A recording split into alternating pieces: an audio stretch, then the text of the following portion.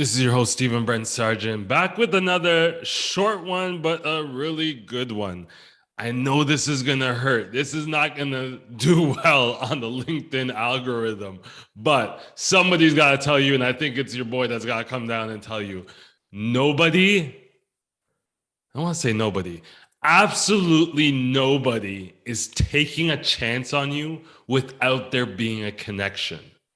So I know we see on LinkedIn, I once hired a friend of a dog and the dog ended up to be the manager that I was going to see to have this into like these stories scale well. They're very well scaled on LinkedIn because everyone's like, yeah, I took a chance on somebody that nobody else took a chance on. But you don't see those stories every day. Why not? You see a lot more regular stories. Hey, just left this job, went to that job. How come we don't see more of these taking a chance on people's stories? Because the odds of that happening are slim to none. And I'm giving this to you from a perspective as a recruiter. There were certain positions that we had hundreds of applicants, but what you have to realize is like 30 to 40 of those applicants already are out of the running because they haven't read the job description or they just don't care and realize the job might be somewhere, let's just say in Toronto, Canada, and it's hybrid, so they actually have to come in the office. So those are already negated right away. What I want to talk to you, everybody, about is stop having this mentality that companies or recruiters should take a chance on you without there being some sort of connection, because it's really just not the case. And although there might be stories of that happening, I would have to think that those stories are very few, far and in between. And even then, I'd have to say that there was some kind of connection involved, because if you're looking at a job description as a recruiter and you're seeing this person needs maybe 1 to 3 years experience, let's say, and there's 50 people applying to the job that have zero experience, are you just going to pick out of those 50 people which one you should take a chance on without there being some sort of connection, or without you knowing someone in the industry that can at least put you forward and say, hey, listen, I know this person. I know they don't have the exact job, requirements that you need, but they have a really great attitude. Let me put them in place. This really doesn't happen out of the blue. So for instance, I know a really great connection, Carol Stewart.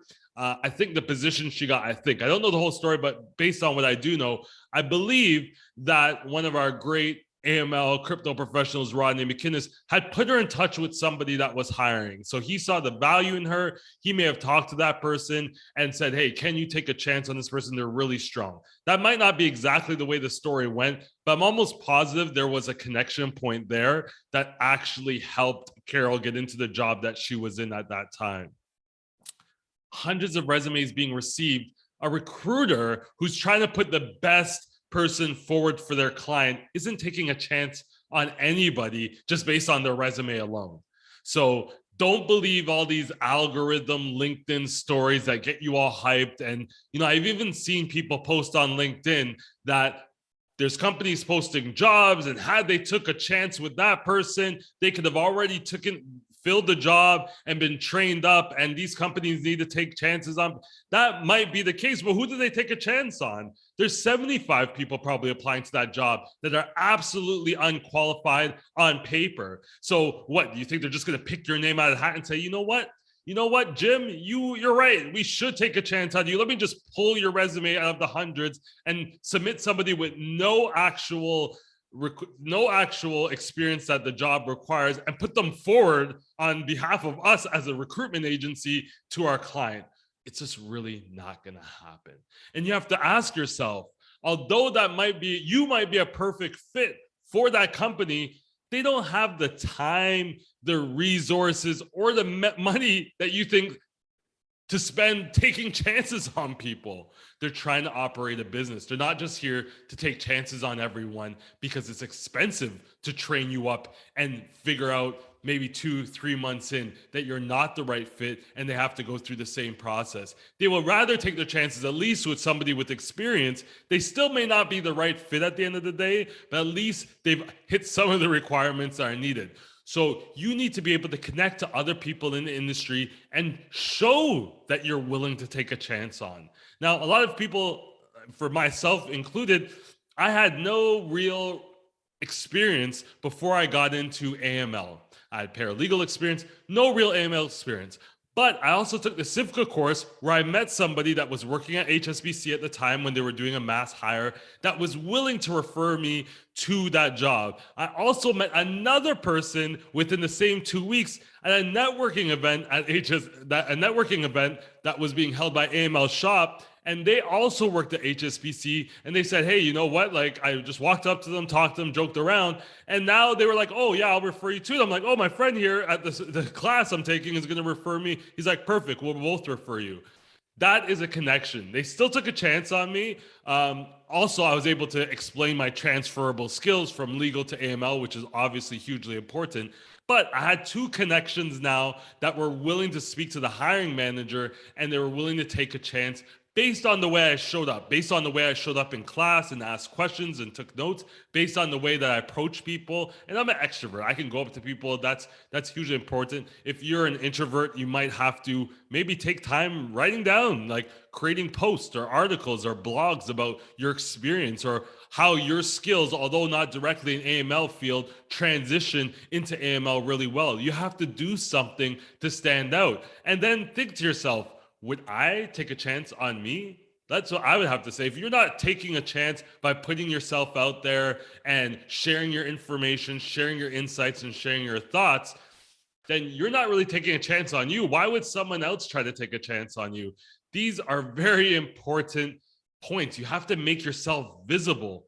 Find ways to connect with as many people as you can in the industry.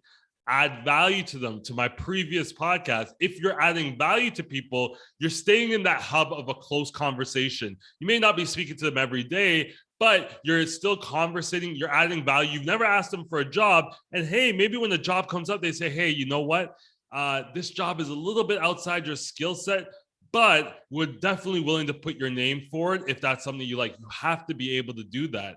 And if you can't do that, nobody's taking a chance on you. Nobody's coming to save you in this industry, unfortunately. Nobody's just going to give you a job. And to be quite honest, if people are just handing out jobs without even screening, like without having any kind of knowledge about what your experience is or what you bring to the table, do you really want that job in the first place? That's something you have to ask yourself. I always feel the harder it is to get into somewhere, probably the better the job it is. If people are just whipping out jobs, I'd always be cautious about what you get, right? There's a price to pay for everything, even when things are free. Hope this helps. Hope this like demystifies everything as to why people just won't take a chance on you.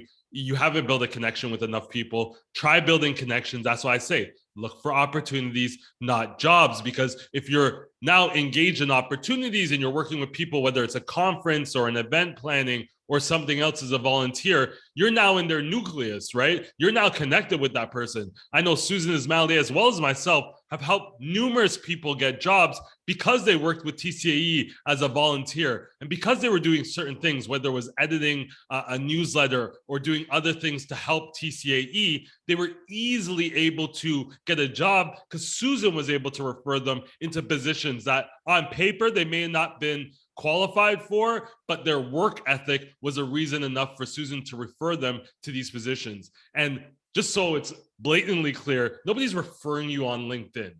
Nobody's referring someone that they've never met and asking them to connect you with a job. That's just not going to happen. I try to do my best, but I'm never going to refer someone that I don't have either a history or knowledge with them where we've interacted, or I've worked with them in some capacity, or know somebody that's worked with them in capacity, because I'm not putting my name on the line. I'm not putting my credibility on the line. I don't even know if you want to get into crypto, because the truth is a lot of you say that you want to get into crypto, you want this referral, but then you're worried about if they're going to match your pay, and you have a mortgage and you want vacation. You're worried about all the wrong things. You're not worried just about getting into crypto. You're just looking to get another job. And people don't want to just refer people that are looking for any job, especially when it comes into cryptocurrency. They want to refer passionate and enthusiastic people. So keep that in mind too when you're asking for referrals or hoping that somebody will take a chance on you. Hope this helps. You know what to do. Subscribe to the YouTube because I'm banging out content there 2-3 times a week. Hit up the podcast if you don't like watching things and you like, working out or on the treadmill or walking your dog. These are fast little hitters that can help you guys out. Love you guys all. Please engage on LinkedIn because I love engaging with you and communicating with you guys there. Take it easy.